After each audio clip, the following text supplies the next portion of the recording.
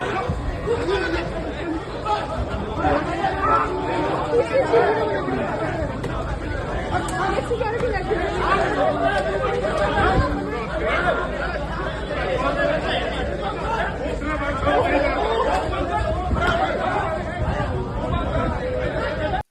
आप देख रहे हैं सत्य हिंदी और मैं हूं शक्ति सिंह। प्रकृति को इंसाफ मिल पाएगा क्या? प्रकृति लामसाल के नाम पर स्कॉलरशिप की घोषणा हुई है। क्या यह लिपापोती की कोशिश है? ओडिशा के आईआईटी कॉलेज ने नेपाली लड़की प्रकृति लामसाल के मामले पर लिपापोती शुरू कर दी। उन्होंने प्रकृति के नाम पर स्कॉलरशिप की घोषणा तो की है, पर क्या शारीरिक और मानसिक उत्पीड़न से परेशान होकर आत्महत्या करने वाली प्रकृति को इससे इंसाफ मिल जाएगा? क्या कॉलेज प्रशासन उन आरोपों से बरी हो जाएगा जो प्रकृति के मामले में उस पर लगाए गए हैं? दरअसल स्कॉलरशिप की घोषणा आज कॉलेज के फाउंडर अच्युत सामंत ने प्रकृति लामसाल के पिता और अन्य रिश्तेदारों से मिलने के बाद की है। इस घोषणा के पीछे की बड़ी वजह नेपाल सरकार की कोशिशों को माना जा रहा है। तो नई दिल्ली स्थित नेपाली दूतावास के 2 अधिकारी भुवनेश्वर पहुंचे थे। वहां जाकर उन्होंने प्रदर्शन कर रहे नेपाली छात्रों से मुलाकात की थी। इस मामले की शुरुआत रविवार को कॉलेज हॉस्टल में नेपाली छात्रा प्रकृति राम साल की लाश मिलने के बाद शुरू हुई थी।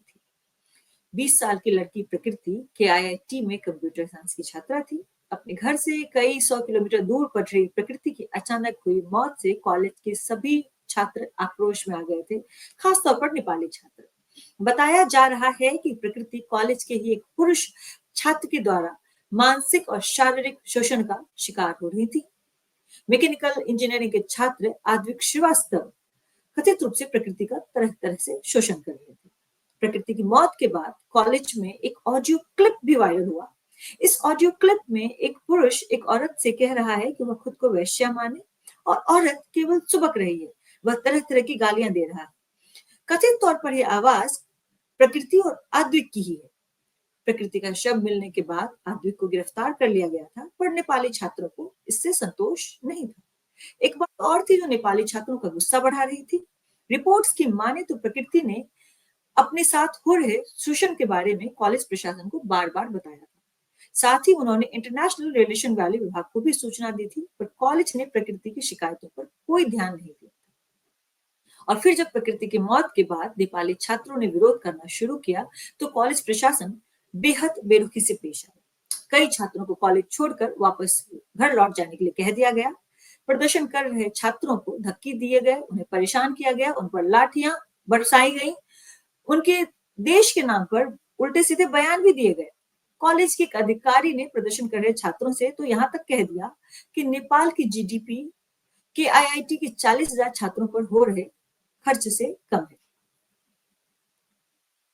को अचानक भेजे जाने पर नेपाल की सरकार ने कड़ा रुख अपनाया। सोमवार को नेपाल के प्रधानमंत्री केपी शर्मा ओली ने ट्वीट करके कहा कि हम अपने 2 अधिकारियों को ओडिशा में छात्रों के पास भेज रहे हैं। अब वे चाहे घर लौटें या वहां रहें, उनके लिए इंतजाम किए जा रहे हैं। उस ट्वीट के बाद ओडिशा की सरकार ने भी पूरे मामले की जांच के लिए 3 सदस्यीय कमेटी गठित की। मामले के गरमाने के बाद राज्य के उच्च शिक्षा मंत्री ने इस बात को माना कि कॉलेज प्रशासन ने ना तो सरकार को मामले की जानकारी ठीक से दी, न ही यह बताया कि नेपाली छात्रों को जबरन वापस भेजा जा रहा है। जब तक सरकार ने मामले पर ध्यान दिया, 80% से ऊपर नेपाली छात्रों को कॉलेज से वापस भेज दिया गया था। सरकार की हरकत में आते ही धड़ाधड़ 3 गिरफ्तारियां भी हुई। यूनिवर्सिटी के director general Shivanand Mishra, director Pratap Kumar और हॉस्टल डायरेक्टर सुधीर कुमार रथ को हिरासत में लिया गया। छात्रों पर लाठी बरसाने वाले 2 सिक्योरिटी गार्ड को भी जेल भेजा गया। इस मामले में अब तक कुल 2 केस दायर किए गए हैं। हालांकि नेपाल सरकार ने बेहद कड़ा रुख अपनाते हुए यह भी कहा है कि बहुत संभव है कि अब से ओडिशा की किसी भी यूनिवर्सिटी में दाखिले के लिए विद्यार्थियों को एनओसी यानी नो ऑब्जेक्शन सर्टिफिकेट ना दिया जाए। नेपाल की विदेश मंत्री आरजू राणा देवबा ने पूरी घटना को कल्पना से परे बताया। मगर बात क्या इतनी ही सीधी थी? क्या कॉलेज प्रशासन को पहली ही बार में प्रकृति की शिकायत पर ध्यान नहीं दे देना चाहिए था? यह बात तो एकदम साफ है कि कॉलेज की लापरवाही ने न केवल प्रकृति की जान ली, बल्कि बाकी सारे नेपाली छात्रों के प्रति भी गैर जिम्मेदाराना रवैया अपनाया।